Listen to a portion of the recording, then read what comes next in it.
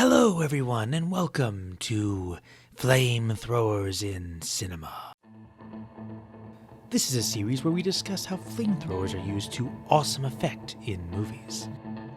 Today, we will be looking at the 1984 post-apocalyptic horror film, Rats, Night of Terror.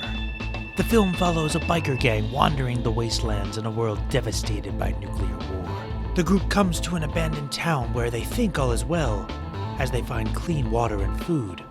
However, this is cut short when they are trapped in the town and end up fighting for their lives against a horde of man-eating rats. As I'm sure you've guessed, many of these people die in very nasty ways. The film is directed by Bruno Mattei, who was known for his low-budget horror films often filled with lots of exploitation. This movie is no exception, though the dubbing choices take some getting used to. The plot starts rather slowly and establishes our heroes as being rather unlikable and idiotic, so you don't mind so much when the rats eat them. The voice acting is often over the top and the dialogue is strange, though there are some good moments. The rats are not often filmed in threatening ways, though the best parts involve some wonderful puppets and gore effects. I only wish there were more of them. If the movie hadn't been so campy, or more consistent with this camp, it could have been better. Don't you worry about that, though. You're all watching this show for one primary reason after all.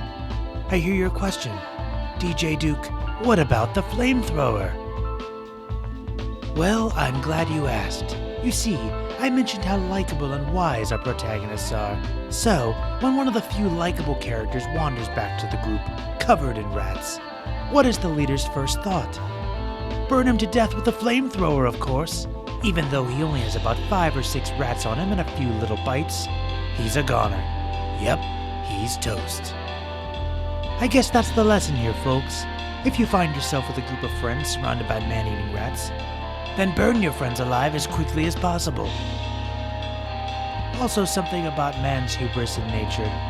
But the flamethrower usage, that's the important thing. Now let's watch that scene, shall we?